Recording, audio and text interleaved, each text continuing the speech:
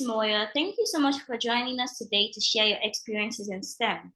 Our mission at the Girls Techie as teens is to empower, connect, and inspire the next generation of young women to pursue their passion in STEM fields. Could you start by introducing yourself and your background? Sure. Hello. My name is Moyo Ajayi. I am a program manager with experience across consulting and logistics and supply chain management industries. I currently work at Microsoft. I work with an amazing team, and I'm responsible for ensuring that Microsoft deals with third-party entities compliantly. Prior to this, I worked as a program manager at Uber and as a consultant at Deloitte Consulting.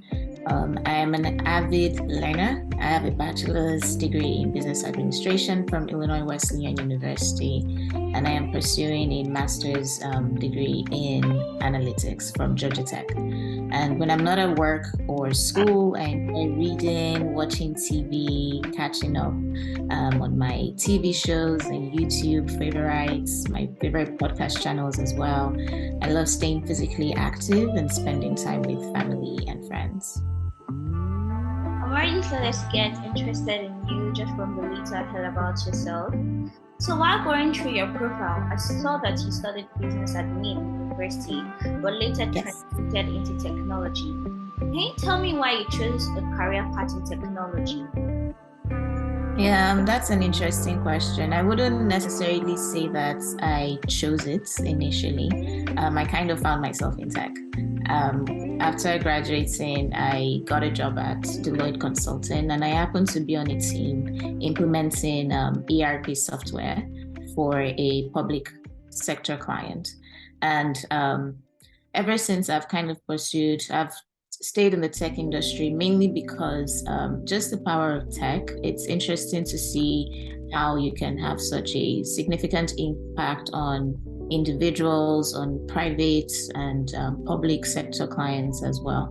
And so I've kind of stayed in tech for that very reason. And like when I go to my doctor's office, it's interesting to see them using Microsoft products and say, oh, okay, I was part of a team that worked to bring that to the customer. And you can see it's like they're using it every day and it's making their lives easier in one way, shape, or form.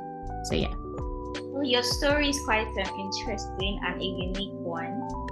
On to the next question. How can we have more women in STEM and have them as role models? Yeah, I think that's a very loaded question. There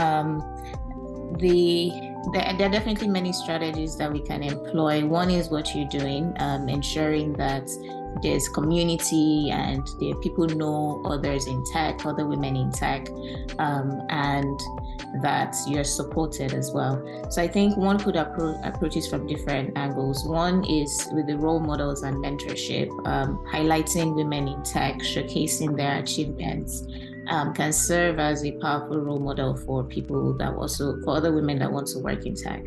And then mentorship programs, helping them to connect with somebody that has experience with navigating coursework if you're in school or navigating how to get a job at a tech company. So I think those type of things can definitely help. Another is, just looking to build inclusive community. When we look at the workplace, ensuring that people are aware of their bias and they're addressing those biases and, looking to build an inclusive community where everyone is welcome and the culture allows people to really shine. We can also look at having more networking and community support. It's kind of tied to role models and mentorship as well. When we give people an opportunity to meet others in the tech community or that already work in the tech industry, they can build a network, they feel supported, they see other people that look like them working in those roles that they want to get into. Then I'll say maybe fourth is how we tell the story around tech or STEM in general. I think we need to showcase the wide range of career opportunities that are available in tech. I'm speaking mainly for tech right now, not necessarily these S and the E and M in STEM.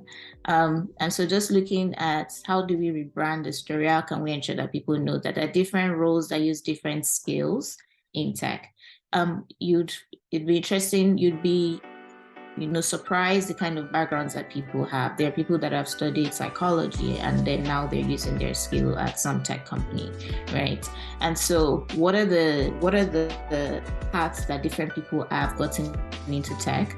And then how can we rebrand and ensure that we're telling their stories so that people don't think that in order to get into, let's say, tech, you need to go become a software engineer or something like that. And so those are some strategies I think that we can employ in order to have more women in STEM.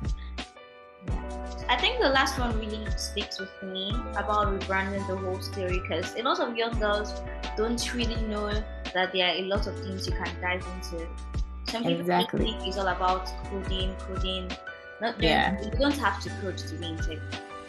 Exactly. When we get to rebrand the story, that's going to be a very huge help to increase more women in STEM. So now on to my favorite question of all time. How far do you think we are from gender equality in STEM? Well, I would say we've made progress. It's an ongoing journey, and we've made progress across different regions, different sectors and industries. I would say we still have a long ways to go, but we've made progress and we should acknowledge the progress that has been made.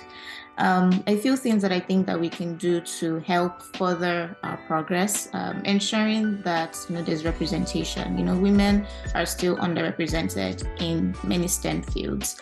When you think about maybe tech companies, software development, we've made progress. There's still a gap, but compare it to, like, let's say, I don't know, physics or something like that. How many women are really pursuing, let's say, research in physics? Then you will see that there is significant gaps depending on the specific subject in STEM that you're talking about. And so we need more representation across the board, I would say. Also, when we look at leadership and senior positions at many tech companies, again, we've made progress. There are many tech companies that are, making the efforts there, but there's still underrepresentation of women in leadership and senior positions. I think we would want to also target different career stages to ensure that women are able to stay. And this ties to my next point about retention. When we look at retention and career progression as well, how are we retaining women? When women coming through the pipeline as entry-level candidates, how can we ensure that they're staying until they're in the C-suite, in senior leadership positions? And I mean, that one is very loaded because there are many factors that go into it. Women may, at some point in their career want to have kids, and then that affects their career progression. How can we ensure that we're creating an environment where people are able to maintain their family lives and also their work lives and still progress in their career? There's also the question around intersectionality. So being a woman is one thing, but for example, in the US, being a Black woman is a different, that's another loaded part of it, because now you're not only a woman, you're now a woman from a minority group as well.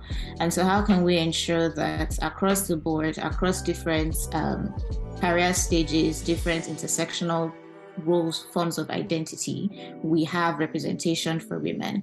So, we've made progress, but there's still a lot to be done.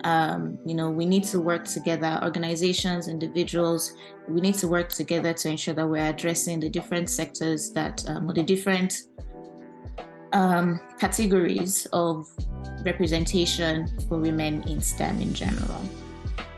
I couldn't agree less with anything you just said, especially the part where you talked about how we still have a long way to go, but it has increased. Even I have to agree with that, because I remember when I started, I remember just knowing about maybe just 5 girls in the tech community, around my age group. But now I have a lot of friends, a lot of new friends now. It's not as bad as before.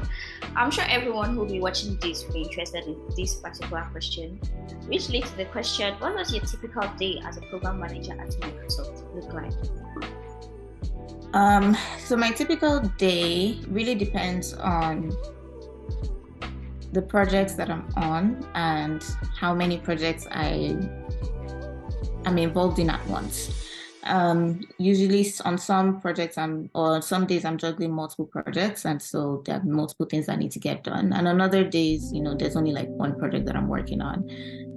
My day could start off with a stand-up meeting with my team, my project team, to provide status updates, to address any blockers, or to help with to get senior leadership help to address certain things that there were challenges we were facing on the project. And then I may catch up on emails that I missed. I may schedule meetings with project stakeholders to handle blockers or to ensure that the piece that I'm working on specifically is addressed. And then depending on the projects I'm on, I may function as a business analyst, where I work with the business stakeholders to gather engineering requirements and then share that with the engineering team or whoever is the points of the stakeholder from the technical side of things. And I'm also a member of the leadership team in our Africans at Microsoft Community Employee Network. And so we may have a leadership team meeting, or we may have a town hall with the rest of the community. And then usually my day ends with following up on emails or more meetings. And yeah, that's pretty much my day. I work from home, and so my day is usually just in front of my laptop and taking meetings and maybe documentation as well. Yeah. I would describe your day as a hectic or very interesting one. Last but not the least question, what would you say to girls in STEM considering entering the technology field? Well, first of all, welcome. I think it's great that you want to pursue a career in technology. It's definitely interesting, and you can stay in the tech industry for many, many, many years and still feel like, there's something that you don't know. There's a lot to learn, and there's a lot to things are constantly changing. I would say that you should embrace your unique perspective, embrace your experience, your perspective to life, and that is your unique strength. Also, remember that you belong here. Tech is for everyone, and your experience, your contributions are valuable. Embrace your passion, embrace your curiosity about STEM, and believe in your abilities to succeed. Also, seek out mentors, seek out a network, seek out a community of other women that are in the industry, because it's a fun ride. It can be challenging, but it's a fun ride, and having a strong community would help. A strong network would help as you navigate all the different challenges that come up along your way. So yeah. Thank you so much for having this conversation, Ms. Moyo. It was such a pleasure to sit down with you and learn about from yourself to how you transited your career paths and everything. It was really a unique and interesting conversation.